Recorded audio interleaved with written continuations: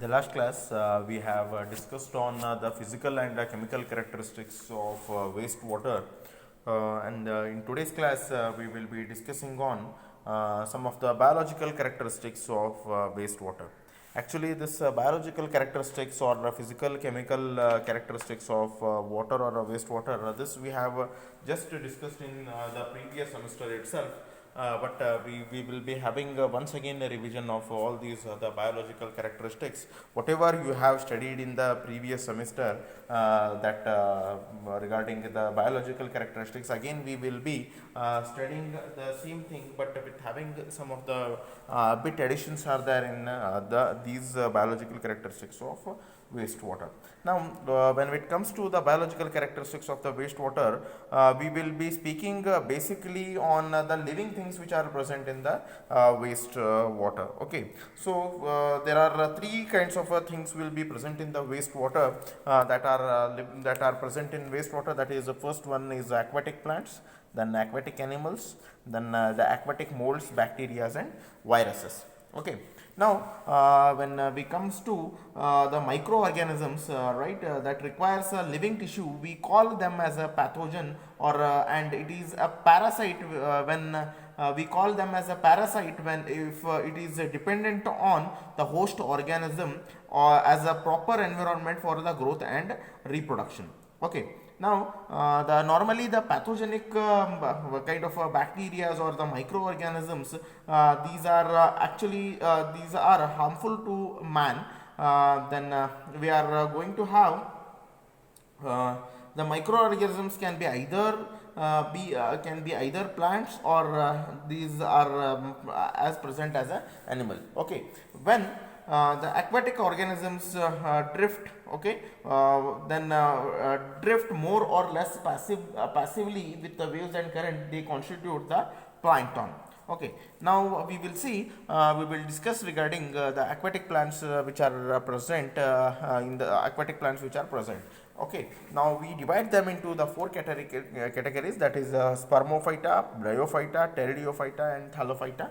Okay, the spermophyta we call them as water weeds, then the bryophyta we call them as it is having mosses and liverworts, then the pteridophyta it is going to have the ferns and your ferns and hostels, and then thallophyta it is going to have the algae. Okay, the water weeds and the algae, okay, are of practical importance to the wastewater engineers or the sanitary engineers if the favorable conditions of light and temperature and nutrition are there, then the water weed will be growing in the dense form, and as I have told in the previous class while discussing regarding the nitrogen content, if the more amount of nitrogen, if more the nutritions are or the light are available, then these algae growth will be there. The greenish layer what you will see on the wastewater, if probably these algae and all, if a stagnant water is there, you are normally going to see these algae. Okay,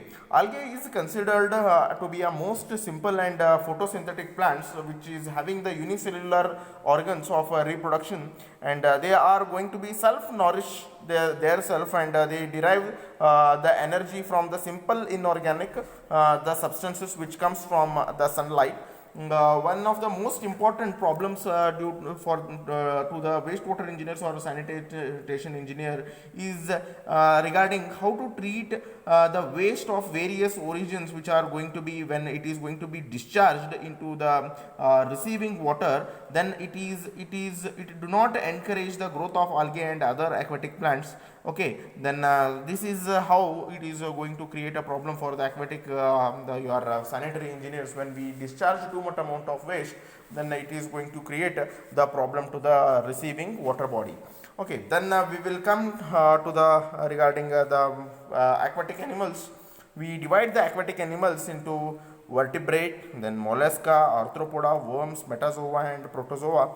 Okay, the vertebrates are nothing but the fish. Okay, then mollusca is having, which is going to have the your mussels and snails, etc. Arthropoda will be having insects, spider, then worms, rotifera, earthworms. Metazoa, it will be having the hydra or polyzoa. Then protozoa will be having the entamoeba, histolytica, right? This protozoa is going to be very, very important for the wastewater engineers, or as a environmental engineering, it is going to be very, very important. Why? The protozoa is it is going to, we call it, includes the amoebas, okay, then flagellates and free swimming stalked the animals. Then protozoa, these are having the unicellular, okay, these are having a single cell with having the binary fusion, right? They are lowest and simplest form of animal the life. These protozoa of the end amoeba histolytica causes amoebic dysentery. As you know, in the previous semester also we have discussed that if the end amoeba histolytica is responsible for the dysentery, if these microbes are there in the water, right, then it is going to cause the dysentery. Protozoa, if end amoeba histolytica is there, then it is going to cause the dysentery for the human being. This is one of the waterborne diseases. Suppose in your water line, if by chance if any wastewater is going to be get intruded into your drinking water, and if the person is going to have the dysentery, then the end amoeba histolytica will be responsible for that. Okay, so this end amoeba whenever that is the reason why whenever we need to, whenever we are going to drink the water, we should boil it and then we should drink it. Why? Because at a higher temperature, these kind of microorganisms, the end amoeba histolytica, or the very minute kind of animal, or the microorganisms will be getting killed when we are going to give them a higher temperature. Okay, then we will discuss regarding the aquatic molds and bacteria and some of the viruses. Okay, now the fungi, as I have discussed, these are having the unicellular organisms. They generally they survive in the pH in between aquatic molds, bacteria and viruses. It is having the we have fungi, virus and bacteria. We divide them into, and fungi will be studying will be present in between the in between the pH range of around 4 to 10, and the reproductive stage is fungi is through a spore. Okay, then viruses, right? These viruses and bacteria, they are very dangerous for the human being, because they give different kind of diseases to the human being. And bacteria, some of the bacteria are helpful also,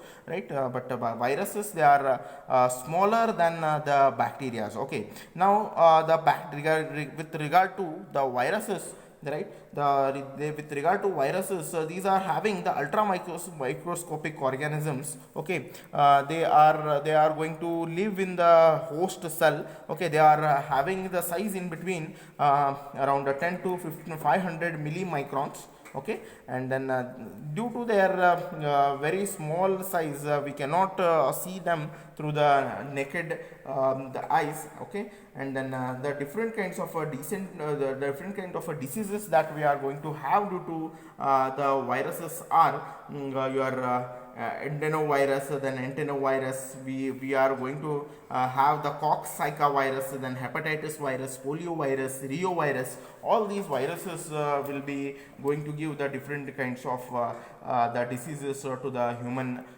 being. Okay, so viruses, we need to remember that they are the smaller than the bacteria. Okay, then we'll come into the bacteria. The bacteria are having the different categories are there in this. Some of the aerobic bacteria, and some of them are anaerobic bacteria, and some of them are the facultative bacteria. Aerobic bacteria are those which are going to live under the with the help of the oxygen, or which lives in presence of oxygen, and the anaerobic bacteria are those which lives in the absence of oxygen, and the facultative, either they live with oxygen also and without oxygen also. We call them as the facultative bacteria. And with respect to the temperature, the bacteria will be divided into mesophilic, thermophilic, and your metaphilic.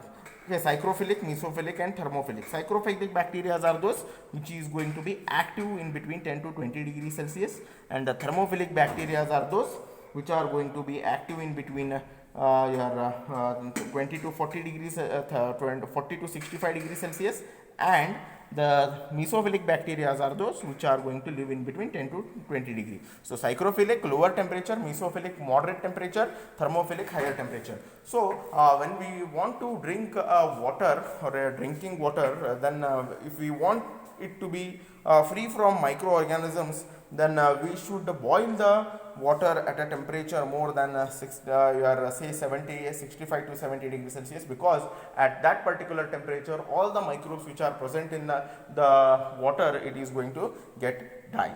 Okay, now coming to the wastewater, then our human fecus, especially from the drainage and your septic tanks, we are going to give the wastewater which is going to have the mixture of human fecus plus water. Normally the human is going to liberate around the human fecus is consisting around 10 raised to 11 to 10 raised to 13 these your coliform bacteria. We call them as a coliform bacteria. The bacteria which are going to live under the human fecus, we call them as the coliform bacteria, and these coliform bacteria are present in a huge number. They are going to be aerobic or facultative bacteria, okay, and they are going to reproduce at a temperature of around 35 degrees Celsius for the period of 48 hours. Okay, now these are going to be very these normally it will be there in human fecus, the wastewater containing the human fecus. In order to determine the different kinds of microbes which are present in wastewater, the presence of microbes, how we can determine is, we are going to have the three types of a test. One is your coliform index test, then we are going to have the most probable number, that is MPN test, in order to determine the different kind of in order to determine what is the concentration or the how much is the concentration of the waste of the microbes which is present in the wastewater. In order to determine the concentration of the microbes which are present in the wastewater, we are going to find two tests. One is most probable number, we call it as an MPN, and the next one is the coliform index test, we are going to have it. Okay, so this is regarding a brief introduction regarding the physical, chemical and biological characteristics of wastewater. So we have completed physical and chemical and biological characteristics. We will just now complete, we will see regarding what is an aerobic process and what is an the anaerobic process. Okay, the work of the aerobic bacteria, that is the combination with the oxygen, is called as an the oxidation. If the microbes are surviving by consuming the oxygen, that is we call it as an aerobic process, and if the work done by the anaerobic bacteria, right, in the absence of oxygen, we call it as an anaerobic process. Okay, in the end products from the aerobic activity that we are going to get is the CO2, H2O and SO4, NO3, ammonia, that and then this is regarding your aerobic process. And the anaerobic process, the bacteria are going to oxidize, right, they are going to give you CO2, H2O, H2S, CH4, ammonia, right, and here in the anaerobic process you are going to get the more smell, whereas in your aerobic process you are going to get the less smell. So this is regarding the physical, chemical and biological characteristics of the wastewater. In the next class we will be discussing on the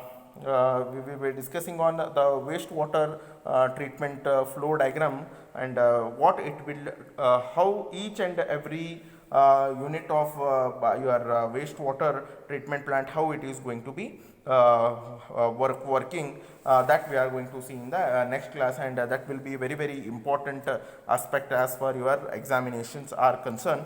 That will be normally asked question in your main exam. Okay, so we will discuss regarding your wastewater treatment flow diagram in the next class. Thank you.